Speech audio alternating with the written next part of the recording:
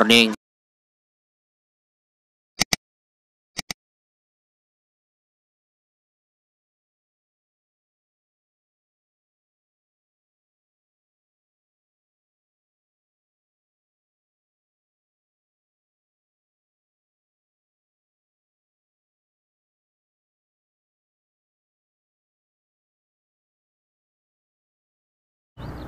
Hari ini aku berkesempatan untuk jalan-jalan ke Kampung Muara, Cibungbulang, Bogor.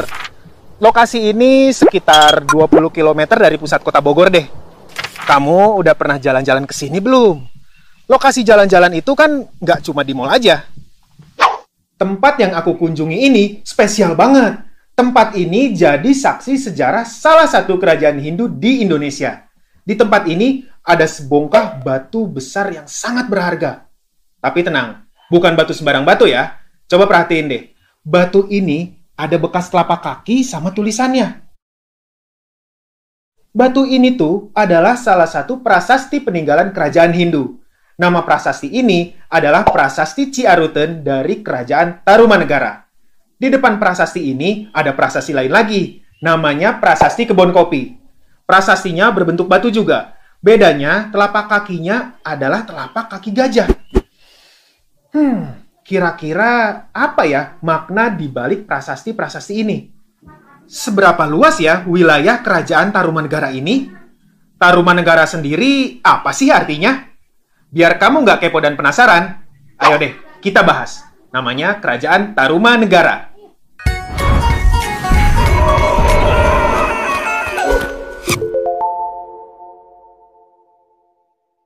Kerajaan Tarumanegara adalah kerajaan Hindu tertua kedua di Indonesia. Dilihat dari asal katanya, Tarumanegara berasal dari dua kata, Taruma dan negara.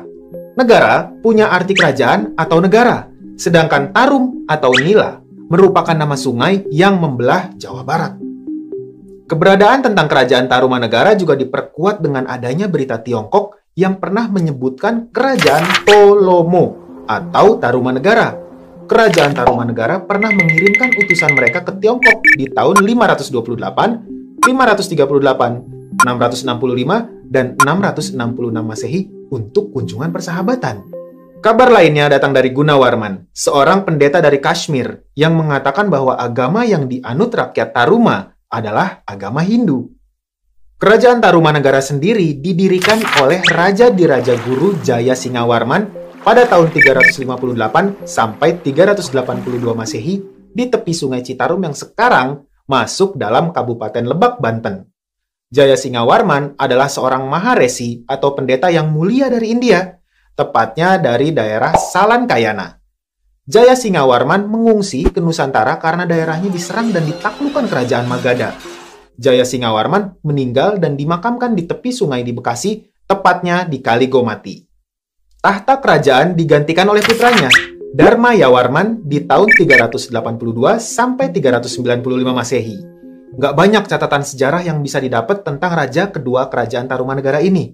Namanya hanya tercantum di naskah Wangsakerta, naskah yang berisi kisah-kisah kerajaan-kerajaan Nusantara. Nama lain yang tertulis di naskah Wangsakerta adalah Raja Purnawarman. Raja Purnawarman memerintah kerajaan Tarumanegara dari tahun 395 Masehi sampai 434 Masehi. Dia bergelar Sri Maharaja Purnawarman Sang Iswara Digwijaya Bima Prakarma Suryamaha Purusa Jagatpati. Kerajaan Tarumanegara mencapai puncak kejayaannya ketika dipimpin oleh Raja Purnawarman. Kemasyuran Tarumanegara diabadikan dalam prasasti zaman Purnawarman tentang dibangunnya pelabuhan dan beberapa sungai sebagai sarana perekonomian. Pada masa Purnawarman, Tarumanegara juga memperluas kekuasaan dengan menaklukkan raja-raja kecil di Jawa Barat yang belum mau tunduk. Selain itu, pemerintahan di masa Purnawarman sangat memperhatikan pemeliharaan aliran sungai. Sungai-sungai diperbaiki. Kayak di tahun 410 Masehi, Purnawarman memperbaiki Kali Gangga hingga Sungai Cisuba yang terletak di daerah Cirebon. Selain itu, di tahun 334 Saka atau 412 Masehi, Purnawarman memperindah alur Kali Cupu yang mengalir hingga Istana Raja. Bahkan, di tahun 335 Saka atau 413 Masehi, Purnawarman memerintahkan membangun Kali Sarasah atau Kali Manukrawa atau yang sekarang lebih dikenal lagi dengan Kali Cimanuk. Dia juga memperbaiki alur Kali Gomati dan Candrabaga yang sebelumnya pernah dilakukan oleh Raja Diraja Guru, kakeknya di tahun 339 Saka atau 417 Masehi. Kali Gomati dan Candrabaga sendiri, menurut para ahli, sama dengan Sungai Bekasi sekarang. Terakhir nih, di tahun 341 Saka atau 419 Masehi, dia memerintahkan untuk memperdalam Kali Citarum yang merupakan sungai terbesar di wilayah Kerajaan Tarumanegara. Nah, perhatian Purnawarman ternyata membawa dampak positif. Di antaranya bisa memperteguh daerah-daerah yang dibangun sebagai daerah kekuasaan Tarumanegara. Terus, karena sungai waktu itu berperan sebagai sarana perekonomian yang penting, pembangunan sungai-sungai itu membangkitkan perekonomian pertanian dan perdagangan. Setelah Maharaja Purnawarman bertahta, ada beberapa nama raja lain seperti Wisnuwarman yang berkuasa di tahun 434 Masehi sampai 455 Masehi. Terus digantikan anak beliau Indrawarman di tahun 455 sampai 515 Masehi. Kemudian ada Maharaja Candrawarman pada tahun 515 sampai 535 Masehi. Lalu dilanjutkan Suryawarman pada tahun 535 Masehi dan berakhir pada 561 Masehi. Sepeninggalan Suryawarman, raja-raja kerajaan Tarumanegara berturut-turut adalah Kertawarman 561 sampai 628 Masehi, Sudawarman 628 sampai 639 Masehi, Hariwangsawarman 639 sampai 640 Masehi, Nagajayawarman 640 sampai 666 Masehi, hingga raja terakhirnya Linggawarman berkuasa dari tahun 666 Masehi sampai 669 Masehi. Saat itu, Raja Linggawarman nggak punya putra. Dia cuma punya 2 orang putri. Putri sulungnya itu bernama Manasih. Manasih menikah dengan Tarusbawa yang kelak menggantikan Linggawarman menjadi raja. Sedangkan putri bungsu bernama Sobakancana yang menikah dengan Dapunta Hyang Srijayanasa yang kelak menjadi pendiri kerajaan terbesar di Indonesia, Kerajaan Sriwijaya. Keberadaan Kerajaan Tarumanegara bersumber dari 7 buah prasasti. Sebagian besar prasasti-prasasti itu ditemuin di daerah Bogor. Mana nih yang dari Bogor? Kamu harus bangga ya, karena dulu pernah berdiri kerajaan besar di Bogor. Penemuan 7 prasasti itu didasarkan pada lokasi pertemuan. Pertama, ada prasasti Ciaruten yang ditemuin di desa Ciaruten. Di prasasti ini ada gambar telapak kaki, lukisan laba-laba, dan huruf ikal melingkar. Prasasti Ciaruten ini berisi Vikrantas Syavanipateh, Srimatah Purnawarmanah, Tarumanagarendrasya, dan Visnoriva Padadvayam, yang artinya inilah tanda sepasang telapak kaki yang seperti kaki Dewa Wisnu, sang pemelihara. Ialah telapak kaki yang mulia Sang Purnawarman, raja di negeri Taruma, raja yang gagah berani di dunia.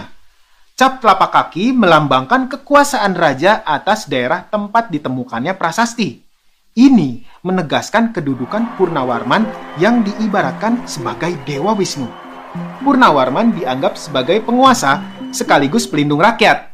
Penggunaan cetakan telapak kaki di masa itu mungkin dimaksudkan sebagai keaslian. Mirip tanda tangan zaman sekarang gitu deh. Terus, gak jauh dari prasasti Ciaruten ini, ada juga prasasti kebun kopi yang ditemuin di perkebunan kopi di kampung Muara Hilir, Bogor. Isi prasasti kebun kopi ini adalah tulisan huruf Palawa dengan menggunakan bahasa Sanskerta. Kalimatnya yaitu Jaya Visalasya Tarumandrasya Hastinah Airavata Basya Vibatidam Padadvayam, yang artinya di tempat ini, di sini kelihatannya terdapat gambar sepasang telapak kaki yang mirip dengan Airawata, gajah yang sangat kuat, penguasa di Taruma atau lebih dikenal sebagai Tarumanegara, dan kejayaan kerajaan. Airawata sendiri adalah gajah kendaraan Dewa Indra, Dewa Cuaca, dan Raja Kayangan. Ada juga nih prasasti jambu yang ditemuin di perkebunan jambu di Bukit Pasir Koleangkap, Bogor. Isi prasasti ini bertuliskan, tapak kaki ini adalah tapak kaki Sri Purnawarman, Raja Tarumanegara. Baginda termasyur gagah berani, jujur, dan setia dalam menjalankan tugasnya. Terus, ada prasasti Cidanghiang atau prasasti Lebak. Prasasti ini ditemuin di tepi sungai Cidanghiang di Desa Lebak, Kecamatan Munjul, Kabupaten Pandeglang, Banten di tahun 1947. Prasasti ini berisi 2 baris kalimat yang berbentuk puisi yang ditulis dengan huruf Pallawa dan bahasa Sansekerta. Isi prasasti ini mengagung-agungkan keberanian Raja Purnawarman. Nah, ada lagi juga prasasti Pasir Awi. Yang pasti, prasasti ini ditemuin di Pasir Awi, Bogor. Tapi sayangnya, prasasti ini belum bisa dibaca sama para ahli. Ya, sayang banget kan? Padahal, kalau bisa kebaca, bisa dapat info lagi tuh tentang kerajaan Tarumanegara. Ada juga prasasti yang senasib nih dengan prasasti Pasir Awi. Prasasti Muara Cianten. Prasasti ini ditemuin di tepi sungai Cisadane. Prasasti ini masih terdapat di pinggir sungai. Sayang ya, belum bisa dibaca, jadi nggak bisa mengungkap sejarah kerajaan Tarumanegara. Terakhir, yang menarik itu adalah prasasti Tugu. Prasasti ini jadi prasasti terpenting dan terpanjang dari Raja Purnawarman yang waktu itu udah bertahta selama 22 tahun. Dalam prasasti ini disebutkan tentang pembangunan saluran air yang panjangnya 6.112 tombak. Kira-kira berapa kilometer ya? 6.112 tombak itu setara 11 kilometer. Aliran air itu diberi nama Gomati. Coba bayangin. Saluran ini tuh dibangun hanya dalam waktu 21 hari. Gila nggak tuh? Aliran air sepanjang 11 km selesai dalam 21 hari saja. Keren nih. Dari prasasti-prasasti tersebut, kita bisa nyimpulin kalau waktu itu di Jawa Barat udah ada kerajaan yang besar dan cukup makmur. Tapi sayangnya kejayaan kerajaan itu suram ketika Tarumanegara dipimpin oleh Sudawarman. Tarumanegara udah mulai nampak mengalami kemunduran. Salah satunya adalah pemberian pemerintahan sendiri atau otonomi kepada raja-raja bawahan yang diberikan oleh raja-raja sebelumnya enggak disertai hubungan dan pengawasan yang baik. Akibatnya, para raja bawahan merasa enggak terlindungi dan enggak diawasi. Terus, munculnya kerajaan pesaing Tarumanegara yang sedang naik daun, yaitu Kerajaan Galuh. Sehingga terjadi pemberontakan. Hingga raja terakhir Linggawarman nggak punya anak laki-laki. Jadi, pamor Tarumanegara terus merosot dan akhirnya kerajaan ini pecah jadi 2 kerajaan. Kerajaan Sunda dan Kerajaan Galuh.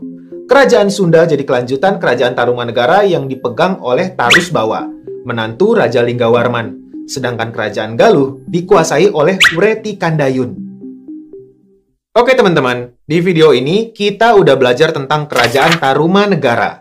Kerajaan Hindu tertua kedua di Indonesia. Keberadaan kerajaan Tarumanegara ini diperkuat dengan adanya berita Tiongkok dan dari seorang pendeta dari Kashmir yang bilang bahwa agama yang dianut rakyat Taruma adalah Hindu. Kerajaan Tarumanegara sendiri didirikan oleh Raja Diraja Guru Jaya Singawarman, dilanjutkan oleh Raja Dharmayawarman Purnawarman. Di masa kepemimpinan Purnawarman, kerajaan Tarumanegara mencapai puncak kejayaannya. Hal ini dibuktiin dengan 7 prasasti yang ditemuin. Dari prasasti-prasasti itu, kita bisa lihat kemakmuran kerajaan Tarumanegara. Tapi sayangnya, kemakmurannya harus diikuti kemundurannya, hingga kerajaan Tarumanegara ini dipisah jadi 2 kerajaan, Kerajaan Sunda dan Kerajaan Galuh. Kalau kamu mau ngulang lagi materi tentang sejarah kerajaan Tarumanegara ini, kamu bisa klik timestamp yang ada di bawah video ini ya. Sampai jumpa di video selanjutnya. Dadah! Tarumanegara merupakan kerajaan Hindu kedua. Diperkirakan berlokasi di lembah Sungai Citarum, Jawa Barat. 7 buah prasasti telah ditemukan. 5 di Bogor, 1 di Jakarta, dan 1 lagi di Lebak, Banten, membuktikan kalau kerajaan Tarumanegara pernah berdiri. Ketujuh prasasti tersebut adalah Prasasti Ciaruten. Prasasti ini terletak di daerah Bogor, tepatnya di tepi Sungai Ciaruten, dekat hulu Sungai Cisadane.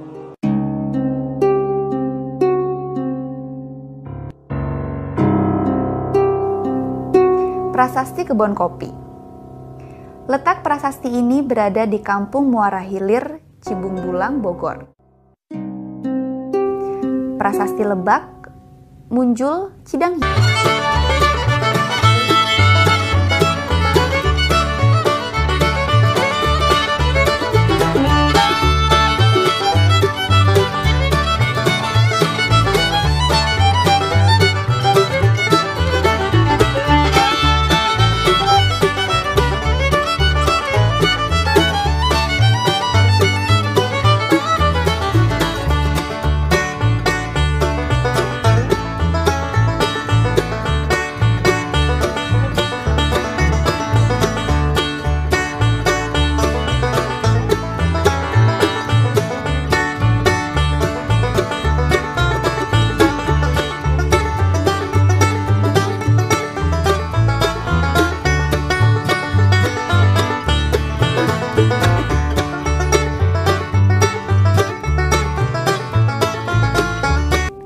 Namun, bila dilihat dari langgam atau bentuk hurufnya, prasasti tersebut ditulis kurang lebih pada abad 5 Masehi.